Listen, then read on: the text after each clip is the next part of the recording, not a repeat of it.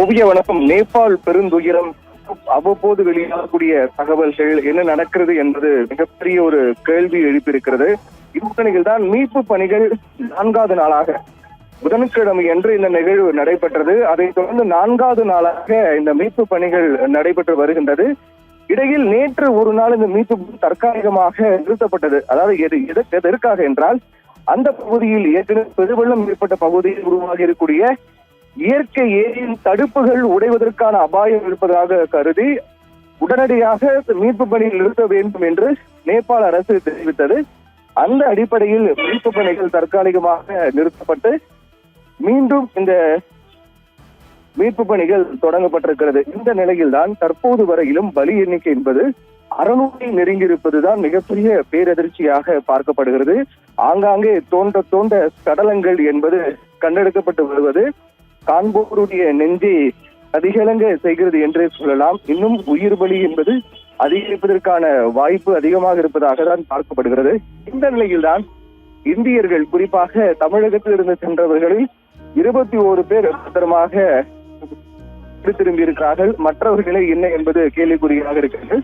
இது மிக முக்கியமாக பார்ப்பது விடயம் என்னவென்றால், அதிகாரப்பூர்வமாகவே காணாமல் போனவர்களை தொடர்பு கொள்ள முடியவில்லை என்று மத்திய அரசு தெரிவித்திருந்தாலும் கூட, ரசுவா பகுதியில் ஏற்பட்ட வெள்ள பாதிப்பின் போது அங்கிருந்து தப்பித்து சென்று திபெத் பகுதி வழியாக சீனாவுக்குள் ஒரு 400 இந்தியர்கள் தஞ்சமடைந்திருப்பதாகவும் அவர்களை அடையாளம் காணக்கூடிய பணியை சீன அரசுடன் இணைந்து மேற்கொள்ளப்பட்டு வருவதாக மத்திய அரசு தெரிவித்திருக்கிறது. அதன் மூலமாக இந்தியர்கள் காணாமல் போனவர்கள், மாயமானவர்கள் குறித்தான தகவல் அடுத்த 2 நாட்களில் யார் யாரெல்லாம் இருக்கிறார்கள் என்பது தொடர்பான அதிகாரப்பூர்வ தகவல் வெளியாகும் என்று எதிர்பார்க்கப்படுகிறது. அதே போன்று ரசுவா பகுதியிலும் கூட அந்த பெருவெள்ளம் ஏற்பட்ட போது உயரமான இடங்களில் சென்று மீட்பு பணிகள் தங்களை மீட்பார்கள் என்ற இயக்கத்தோடு காத்துக் கொண்டவர்களையும் அந்த ராணுவ ஹெலிகாப்டர் மூலமாக சென்று கண்டறியப்பட்டிருக்கிறார்கள்.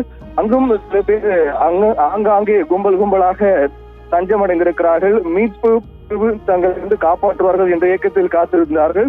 அவர்களையும் மீட்பு குழு அடையாளம் காணப்பட்டு அவர்களை மீட்கக்கூடிய பணியும் நடைபெற்று வருகிறது. அந்த வகையில் தற்போது வரையிலும் உயிரிழப்பு என்பது 600 நெருங்கிக் கொண்டிருக்கும் நிலையில்தான் மாயமானவர்கள் இந்தியர்களை மீட்கக்கூடிய பணியும் கண்டறியக்கூடிய பணியும் மேற்கொள்ளப்பட்டு வருகிறது. உலக அளவில் பல பேர் மாயமாகி இருக்கிறார்கள் அந்த நேபாள் நாட்டுக்கு சென்று.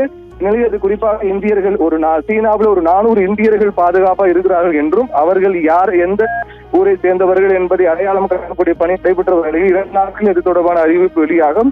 அதே போன்று ரசுவா பகுதியில் கூட உயரமான இடங்கள் தஞ்சமடைந்தவர்கள் மீட்கக்கூடிய பணி நடைபெற்று வருகிறது. அவர்களும் எந்த நாட்டை சேர்ந்தவர்கள், இந்தியர்களா, நேபாளை சேர்ந்தவர்களா அல்லது வேறு எது நாட்டை சேர்ந்தவர்களா என்பது தொடர்பாக கண்டறியக்கூடிய பணியும் நடைபெற்று வருகிறது.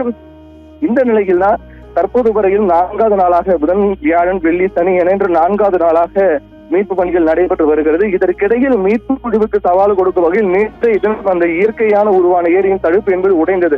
அந்த தடுப்பு உடைந்தாலும் கூட ஏற்கனவே மேற்கொள்ளப்பட்ட பாதுகாப்பு நடவடிக்கை காரணமாக அந்த தண்ணீர், அந்த தடுப்பில் தேங்கியிருந்த இயற்கையான உருவான தடுப்பு ஏரியில் தேங்கியிருந்த தண்ணீர் என்பது வெளியேற்றப்பட்டு வந்தாலும் கூட பெரிய அளவிலான எதிர்பார்த்தபடி பெரிய அளவிலான அசம்பாவிதம் எதுவும் இல்லாத ஒரு நிலைதான் காணப்படுவதாக சொல்லப்படுகிறது. காரணம், அந்த ஏரி உடையும் என்று முன்கூட்டியே கருதி அதற்கான கட்டமைப்புகளை வலுப்படுத்தக்கூடிய நடவடிக்கை, கரையோர மக்களை வெளியேற்றக்கூடிய நடவடிக்கை மேற்கொள்ளப்பட்ட காரணத்தால் அந்த ஏரி உடைந்தாலும் கூட பெரிய அளவிலான ஆபத்து இல்லாமல் தான் இருப்பதாக சொல்லப்படுகிறது. அந்த ஏரி உடையும் தருவாயில் அங்கு மீட்பு குழுவுக்கும் ஒரு ஆபத்து ஏற்படலாம் என கருதி மீட்பு குழு தற்காலிகமாக மீட்பை நிறுத்துமாறு நேபாள அரசு கேட்டுக்கொண்டது. அதுக்கு பிறகு நிலைமையினுடைய தீவிரத்தை கருதி கொண்டும் அங்கு நடக்கக்கூடிய நிகழ்வுகளை ஆராய்ந்து பார்த்தோம். மீட்பு பணிகள் மீண்டும் தொடங்கி இருக்கிறது. மீட்பு குழு சவாலான சூழலுக்கு மத்தியில் தான் இந்த மீட்பு பணி மேற்கொண்டு வருகிறார்கள். இப்போது வரை 600 நெருங்கி இருக்கிறது உயிர் பலி எண்ணிக்கை. உடல்கள் கண்டெடுக்கப்பட்டு வருகிறது. மாயமானவர் தேடும் பணி மிக தீவிரமாக நடைபெற்று வருகின்றது.